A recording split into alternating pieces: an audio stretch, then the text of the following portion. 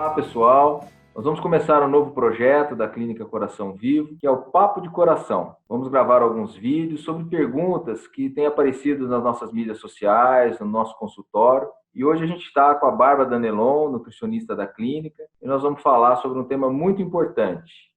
Bárbara, afinal de contas, qual que é melhor, margarina ou manteiga? Bom, doutor Bruno, essa pergunta realmente é muito frequente no consultório, né? E a gente precisa pensar algumas coisas em relação a isso. Uma das coisas que a gente precisa ponderar é que a gente sempre fala da importância do consumo dos alimentos mais naturais, em detrimento daqueles alimentos muito processados, né? Que usam bastante aditivo alimentar, corante, conservante.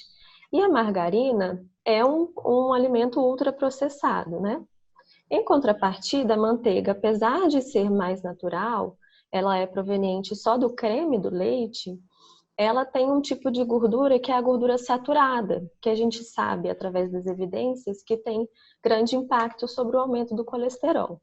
Então, assim, entre manteiga e margarina, eu prefiro utilizar a manteiga, mas a gente tem que ter esse cuidado com a utilização do consumo, porque pode ser que você tenha um consumo muito aumentado de gordura saturada, se a sua dieta é rica em produtos de origem animal, leites integrais, então a manteiga tem que ser utilizada com certa parcimônia. Uma pergunta que é muito frequente em relação a essa questão é justamente a quantidade.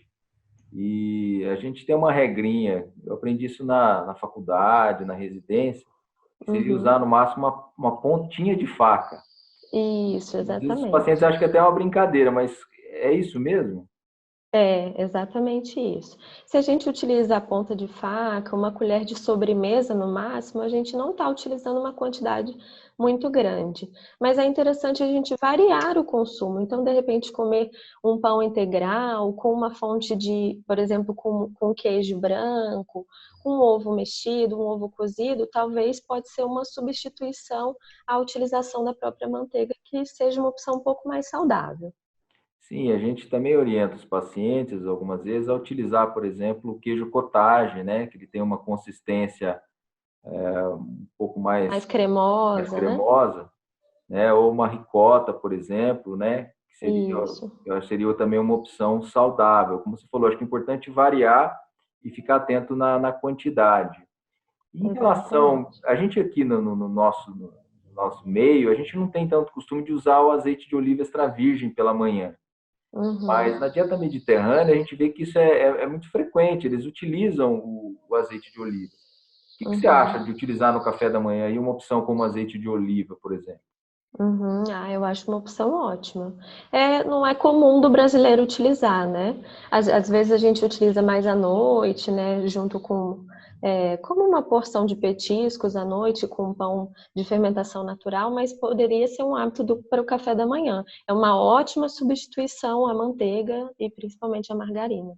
E nessa questão, viu, Bárbara, que também já me perguntaram bastante, eu queria saber a sua opinião, e se a gente aquecer o azeite de oliva, né? Uhum, Então, você tá, mas se eu aquecer, esquentar esse azeite de oliva, ele vai perder a propriedade dele, de uhum. proteção, né? Como é que é essa questão? Como é que você vê essa questão? Uhum. Existem diferentes tipos de aquecimentos, né? De temperatura de aquecimento. Então, quando a gente utiliza o óleo, por exemplo, para fritura, realmente a gente atinge um ponto de fusão, que é o ponto de aquecimento, onde a gente começa a produzir substâncias inadequadas, compostos tóxicos mesmo daquele óleo, seja qual for o óleo que a gente está aquecendo.